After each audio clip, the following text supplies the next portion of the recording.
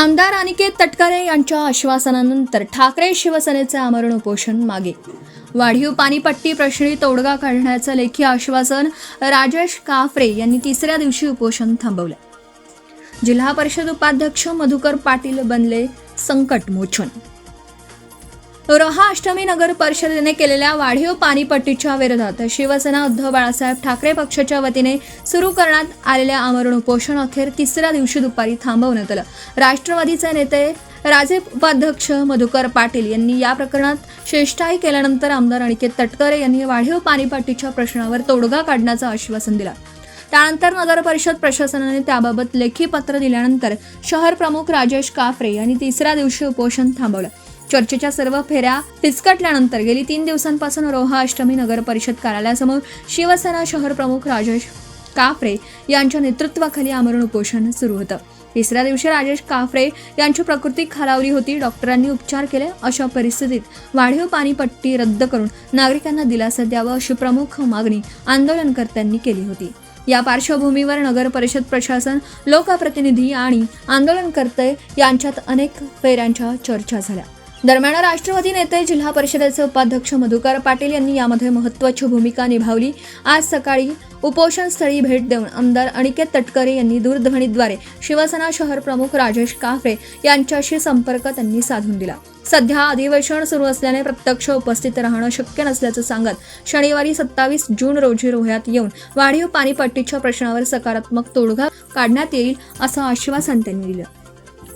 मात्र केवळ तोंडी आश्वासनांवर उपोषण मागे घेणार नसल्याची भूमिका आंदोलनकर्त्यांनी घेतली. यानंतर नगराध्यक्षा वनश्री शेडगे यांनी आमदार अनिकेत तटकरे यांच्याशी झालेल्या चर्चेचा संदर्भ देत लेखी पत्र दिलं. या पत्रात वाढीव पाणीपट्टीबाबत सकारात्मक चर्चा झाल्याचा उल्लेख करण्यात आला असून प्रश्न सोडवण्यासाठी पुढील प्रयत्न करण्यात येणार असल्याचं नमूद करण्यात आलं आहे.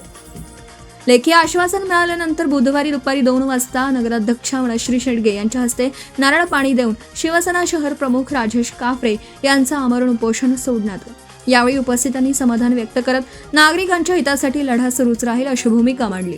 उपोषण सोडण्याच्या वेळी शिवसेना जिल्हा प्रमुख सुरेंद्र म्हात्रे, तालुका प्रमुख नितीन वारंगे, नगराध्यक्षा वनश्री शेडगे, उपनगराध्यक्ष अहमद दर्जी, पाणीपुरवठा व दिवाबत्ती समिती सभापती महेंद्र दिवेकर, पर्यटन सभापती महेश कोलाटकर, शिक्षण सभापती रवींद्र चाळके, नगरसेवक महेंद्र गुजर, अजित मोरे, शिवसेना नेते अशोक धोत्रे यांच्यासह शिवसेना पदाधिकारी, कार्यकर्ते आणि नागरिक मोठ्या संख्येने उपस्थित होते.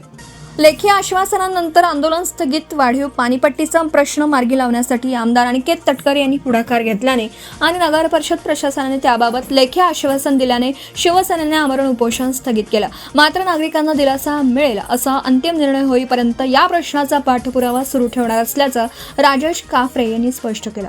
BBL मराठी न्यूजसाठी शशिकांत मोरे, रोहा, रायगड.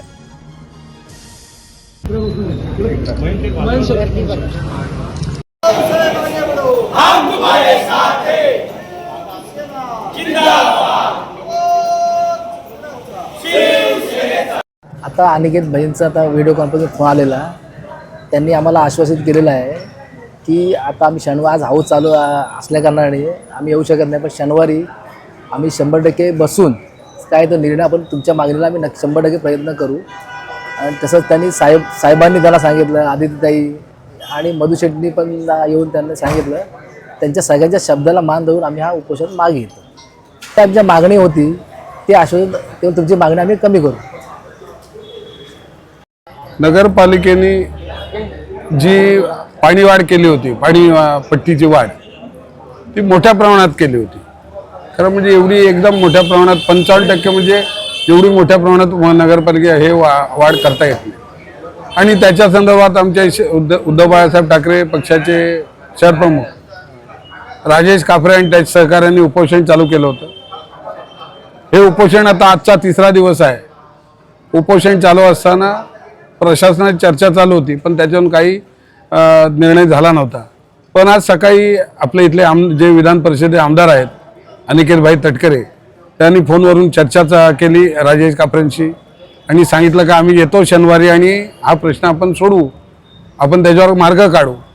आणि आता अधिवेशन चालू असल्यामुळे आम्ही आज लगेच नाही येऊ शकत, कारण अधिवेशनात काय प्रश्न आहेत. आता आदित्यताईंचे काय मंत्री असल्यामुळे त्यांचे प्रश्न आहेत आणि त्याच्यामध्ये आज येऊ शकले नाहीत. पण त्यांनी राजेश काफरेंना सांगितल्यावर राजेश काफरेंनी आपल्या सगळ्या सहकाऱ्यांनी चर्चा केली आणि आमची म्हणणं होतं का बाबा तुम्ही 55% करताय ते तुम्ही 15, 20, 25% केली तर ठीक आहे, त्याच्यावर आम्ही मान्यता दिली असती.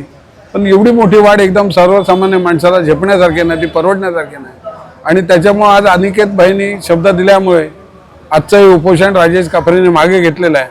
आणि खरंच आम्ही अनिकेत भाईंना धन्यवाद देतो का त्यांनी या विषयात स्वतः लक्ष घालून गांभीर्याने लक्ष देऊन हा विषय सोडवण्याचा ते प्रयत्न करतायत. त्याच्यामुळे आम्ही त्यांना धन्यवाद देतो आणि नक्की त्यांच्या माध्यमातून हा प्रश्न सुटेल अशी आम्हाला खात्री वाटते. आपण पाहत आहात भास्कर पब्लिकेशन प्रस्तुत BBL मराठी, बातमी निपक्ष, सदैव दक्ष.